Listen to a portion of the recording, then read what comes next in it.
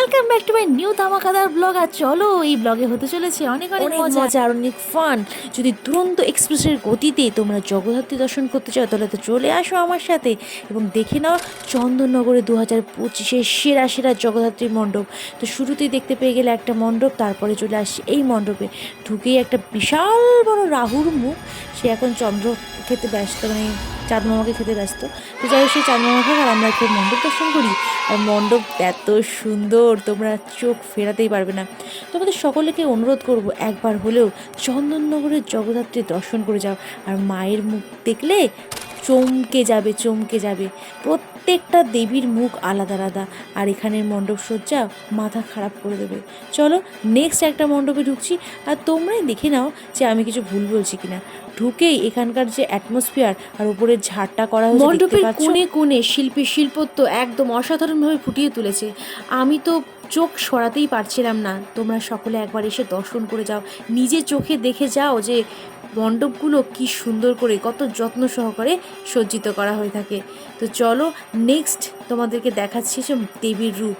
প্রত্যেকটা জগদ্ধাত্রী মায়ের মুখ কিন্তু আলাদাই আদল। তোমরা মাকে দেখে মুখের পাতাই পড়বে না, 100% গ্যারান্টি দিয়ে বলতে পারি। তো কথা বলতে বলতে চলে এসেছি আর একটা মণ্ডপে। বলেছি না দুরন্ত এক্সপ্রেসের গতির ঠাকুর দেখবো, কারণ ওদিকে মেয়েকে তো ঘুম পাড়িয়ে রেখে এসেছি, ওকে না নিয়ে এসেছি।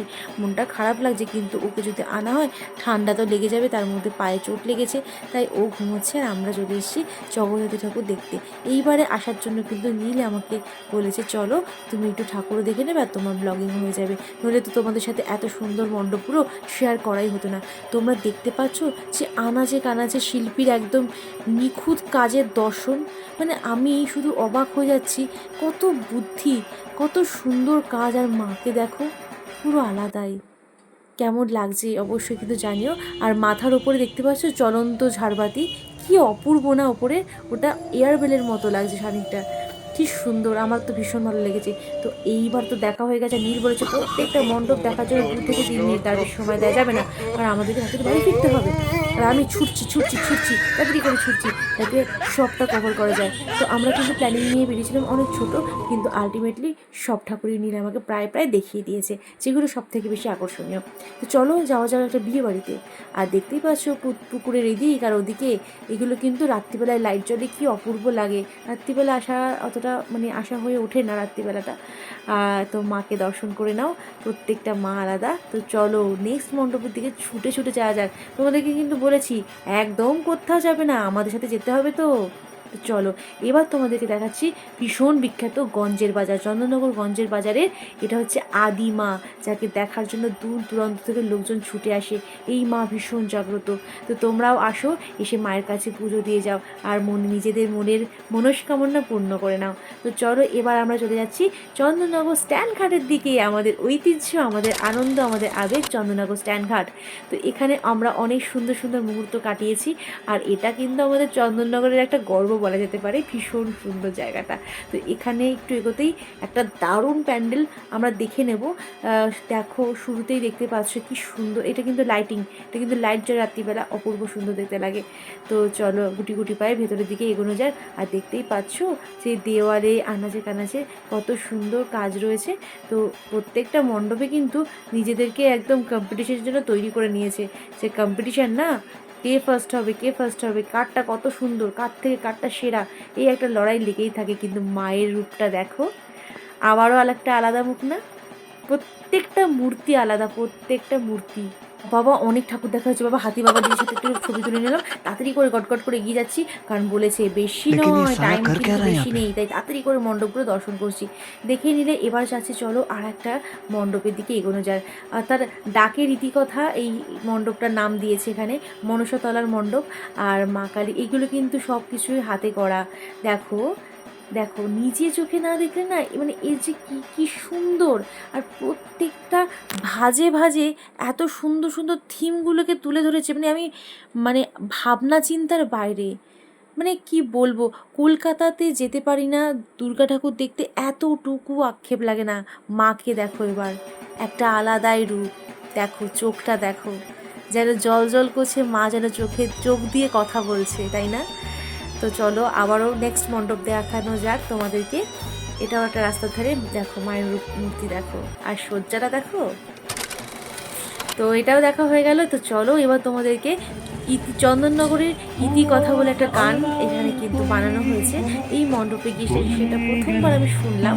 আর এই মণ্ডপটাও দেখো ভীষণ সুন্দরভাবে, মানে ইতি কথা মানে এখানকার ইতিহাস নিয়ে কিন্তু, চন্দননগর ইতিহাস নিয়ে কিন্তু পুরো মণ্ডপটা সজ্জা মানে করেছে ওরা, মণ্ডপ সজ্জাটি করেছে, যেটা দেখে আমি তো আচমবিত। সত্যি শিল্পীকে কুর্নিশ জানাই। এখানেই আমাদের শিল্পীদের জয়, এখানেই সেরা সেরা। এই যে মায়ের রূপসজ্জা দেখো, বাপরে কত বড় মা গো মা, অপূর্ব অপূর্ব মা। সত্যি তোমাকে যতবার দেখি মুগ্ধ হয়ে যায়। তো আবারও তাড়াতাড়ি করে দৌড়চ্ছি, ওরে বাবারে মুগ্ধ হলে হবে না, আমাকে তাড়াতাড়ি করে নীলকে খুঁজে আবার নতুন মণ্ডপে যেতে হবে। তো তো এখানে চলেছি, দেখো রথের মেলা, আমাদের বকুলতলায় ভিড় জমেছে, বসেছে মেলা, দেখতে যাব আমি তুমি, টিডিং টিডিং এই গানটা এখানে বাজছিল। আর আমি তো কি নাচ করতে করতে ঢুকছি মণ্ডপে, জানো তো। চলো চলো দেখো দেখো দেখো। তো কি ভালো লাগছিল সকালবেলা, ঠান্ডা ঠান্ডা ওয়েদার, গরম একটুকু লাগছিল না। তো দেখছো আমার চোখ মুখগুলো এখনো ফুলো ফুলো রয়েছে, কারণ ঘুম থেকে উঠে চলে এসেছি। তো মায়ের মূর্তি দর্শন করা হয়ে গেল। আর এখানে কিন্তু দেখো মানে মেলাতলে কী কী ধরনের খেলা হয়। আর এইটা দেখো, এটা হচ্ছে চন্দননগরের রানীমা। মন ভরে দেখে নাও চন্দননগরের রানীমাকে। এই রানীমাকে দেখার জন্য লোকজন ছুটে ছুটে আসে, ভীষণ বিখ্যাত এই আদিমা এই রানীমা। তো তোমাদেরকে রানীমার দর্শন করিয়ে দিলাম। পরের বছর কিন্তু তোমরা কথা দাও যে নিজের চোখে এসে দেখে যাবে। তোমাদেরকে ইনভাইট করে দিলাম। চলো তো এবার চলো দেখা যাক, এবার যাচ্ছি কিন্তু মানকুণ্ডুতে। হ্যাঁ, মানকুণ্ডুতে চলে এসেছি। আর মানকুণ্ডুতে এই প্যান্ডেল দেখতে গিয়ে তো আমি অবাক। আর এটা প্যান্ডেল নাকি সত্যিকারের কোনো পাহাড়ের মন্দিরে চলে এসেছি? আরে ভাই, এটা পুরো একদম অরিজিনাল। তোমরা দেখো, নিজের চোখে দেখো।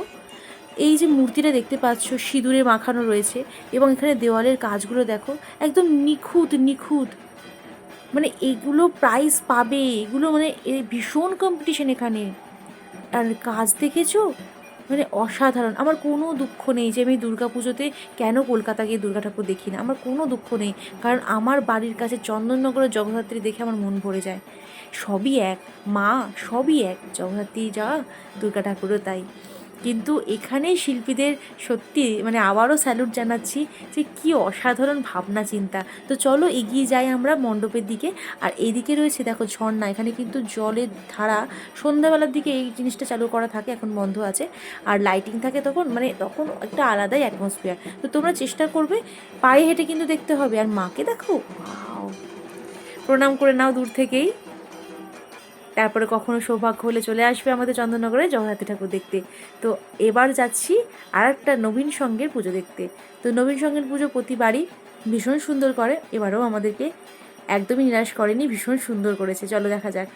অনেকেই হয়তো ভাবছো যে হিয়ার সাথে তো হিয়ার বড় গেছিলো, হিয়ার বর কোথায়? না, ও হচ্ছে ড্রাইভার, আমাকে শুধু নিয়ে যায়।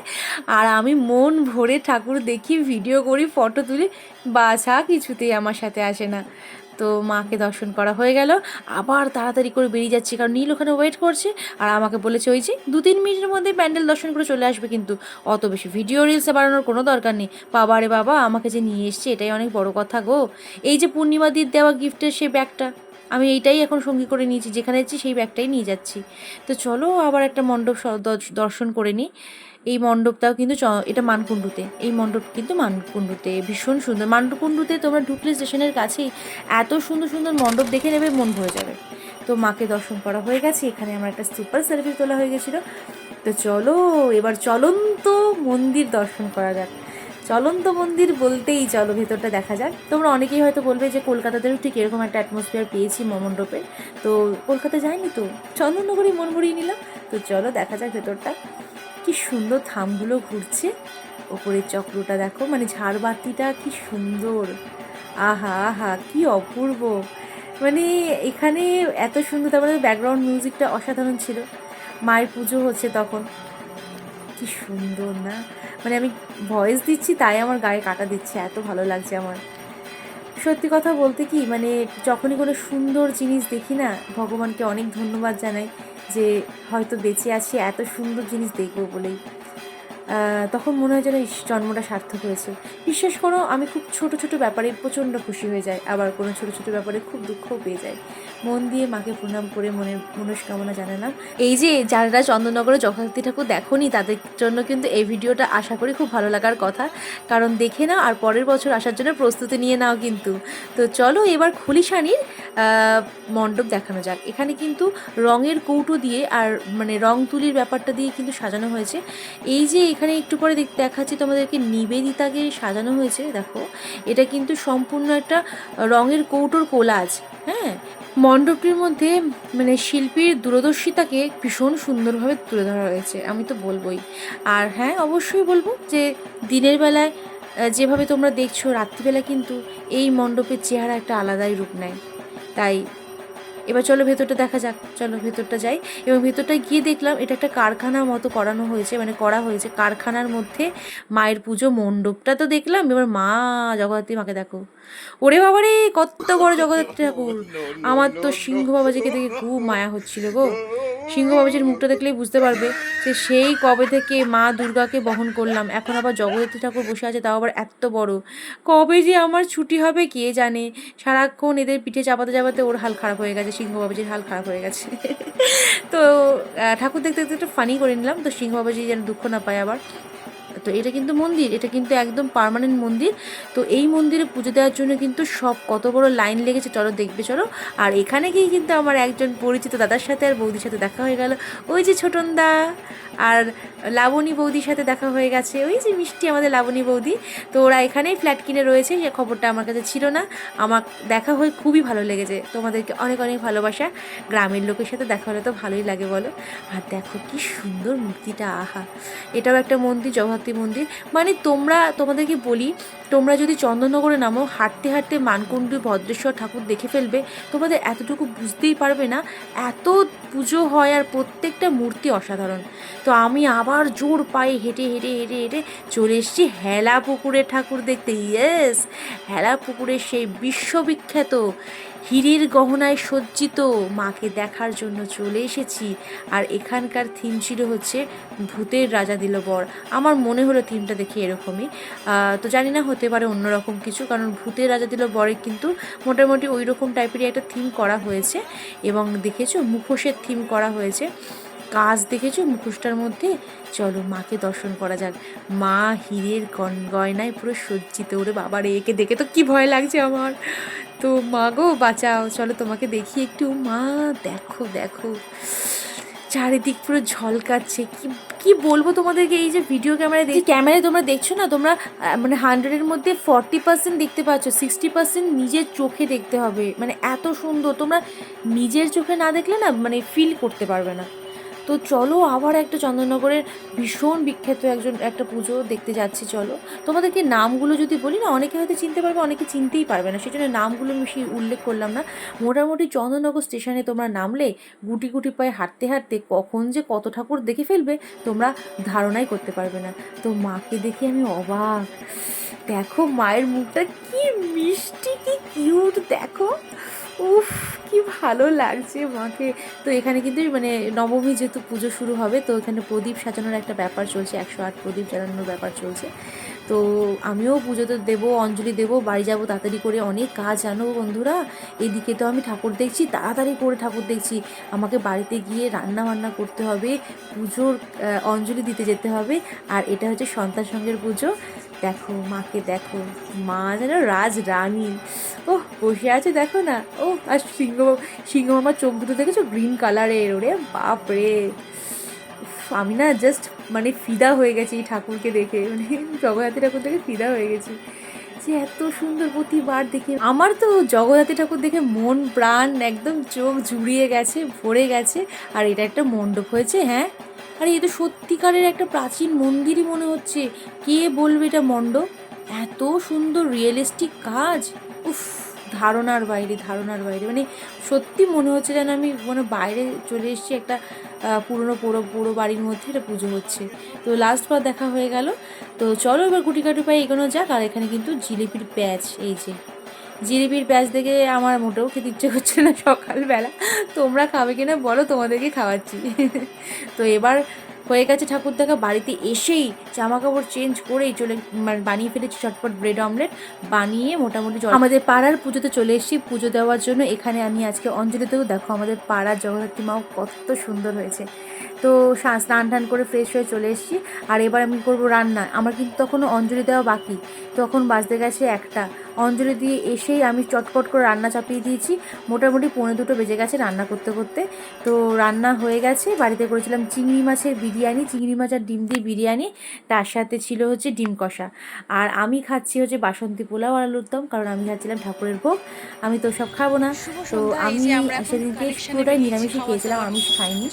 আর এবার সন্ধ্যেবেলা কালেকশানে বেরিয়েছি, শোনো তোমরা কি বলছি। হ্যাঁ, দেখা যাচ্ছে অলরেডি একটা টিম খাবার কালেকশন করে বাড়িতে গ্যারেজ হয়ে গেছে। এটা হচ্ছে আমাদের পায়ে হাঁটা টিম, গাড়িতে করে অলরেডি একটা বড় টিম খাওয়া দাওয়া কালেকশন করে বাড়িতে রয়েছে।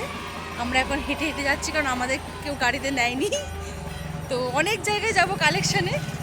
আমরা এই জগদ্ধাত্রী পুজোর নবমীটা বিশেষ করে মানে মোটামুটি এদিক ওদিক সেদিক থেকে কালেকশন করে কাটিয়ে দিই, বাড়িতে রান্নাবান্না করি না।